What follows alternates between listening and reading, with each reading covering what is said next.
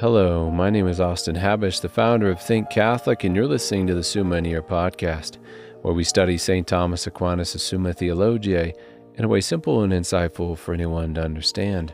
The Summa podcast is brought to you by Think Catholic. Taking 2 questions of the Summa a day, we'll seek to summarize St. Thomas's responses, discovering the brilliance of Aquinas and his Catholic faith. This is day 153. So let's get started.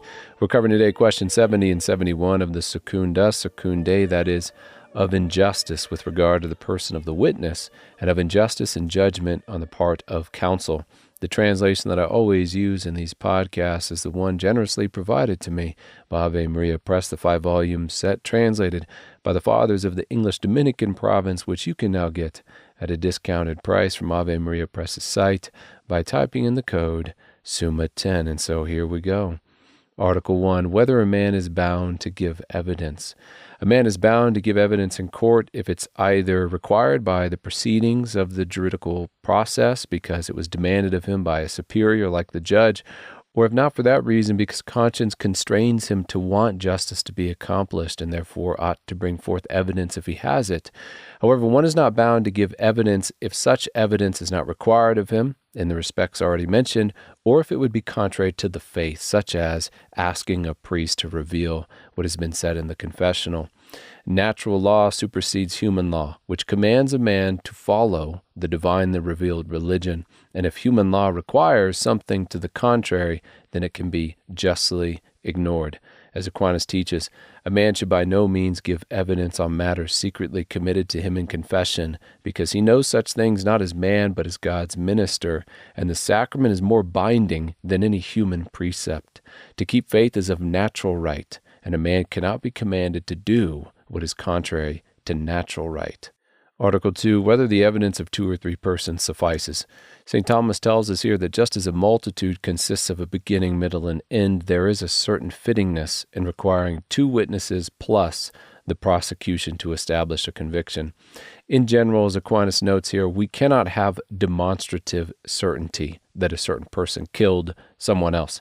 Like we can have certainty that God exists, that 2 + 2 = 4, along with the gambit of first principles, we do have the principle of non-contradiction, the principle of sufficient reason. We can have a probable certainty, and that is sufficient to sentence a man, because honestly, that is the best we can do. And we could try and establish that with 1 witness or 10 witnesses. However, St. Thomas sees a kind of completeness, fittingness in the number 3. 3 like the Trinity, 3 like the beginning, middle, and end of a syllogism, a line, or movement. In Aquinas' words, we have a triple voucher when 2 agree with the prosecutor, hence 2 witnesses are required, or for the sake of greater certitude 3, which is the perfect number. Wherefore it is written, a 3-fold cord is not easily broken.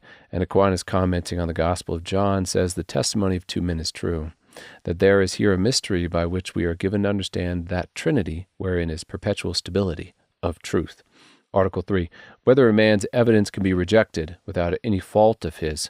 If a man through no fault of his own has some kind of cognitive impairment, then his witness may be justly rejected.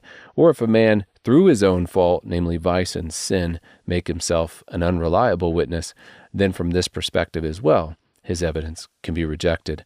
Article 4, whether it is always a mortal sin to give false evidence. St. Thomas responds briefly, owing to perjury, since witnesses are admitted only on oath, and on this account it is always a mortal sin. Secondly, owing to the violation of justice, and on this account it is a mortal sin generically, even as any kind of injustice. And now on to question 71 of injustice in judgment on the part of counsel.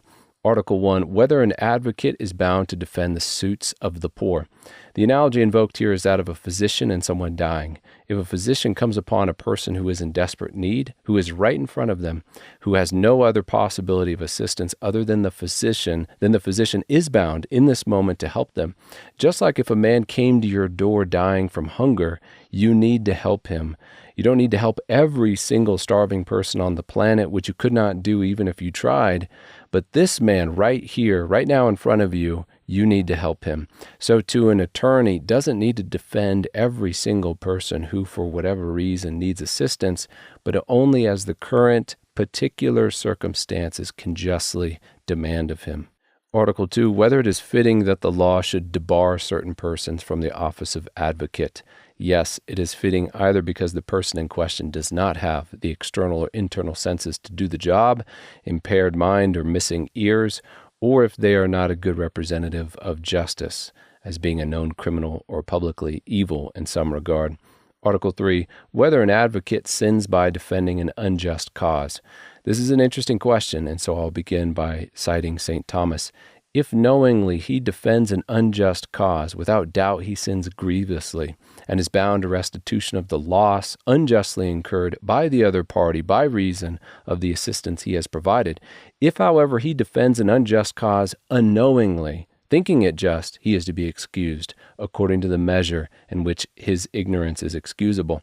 So it looks like Aquinas is of the opinion that one cannot defend an unjust cause, a cause that is clearly to the advocate from the beginning to be in the wrong, such as if the advocate were to know with certainty, as far as they can be certain, from the very beginning that the defendant was guilty. Now in America, the American Bar Association, speaking to the conduct of attorney, states, a lawyer shall abide by a client's decisions concerning the objectives of representation, and shall consult with the client as to the means by which they are to be pursued.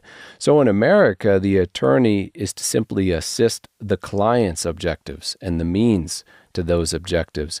This means if an axe murderer wants to be found not guilty, then the attorney must help him accomplish such a goal in court, provided, of course, that the attorney does nothing dishonest and simply follows the stipulated course of the proceedings. Later in the article, Aquinas will go even further, though, saying that if the advocate in the midst of the trial realizes that the person he is defending is truly guilty, he must excuse himself from the case. In St. Thomas's words, if an advocate believes from the outset that the cause is just and discovers afterwards, while the case is proceeding, that it is unjust, he ought not to throw up his brief in such a way as to help the other side, or so as to reveal the secrets of his client to the other party, but he can and must give up the case, or induce his client to give away, or make some compromise without prejudice to the opposing party.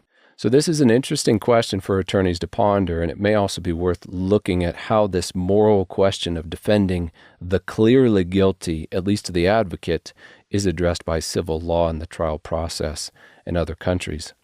Article 4, whether it is lawful for an advocate to take a fee for pleading. Can the person who defends a client in a trial charge a fee for their services? And unless the client is in desperate need and has absolutely no way to pay, and this particular advocate is the only one who can defend them, then yes, an advocate can justly charge for their assistance. As Aquinas teaches, a man may justly receive payment for granting what he is not bound to grant. Now it is evident that an advocate is not always bound to consent to plead or to give advice in other people's causes. Wherefore, if he sell his pleading or advice, he does not act against justice.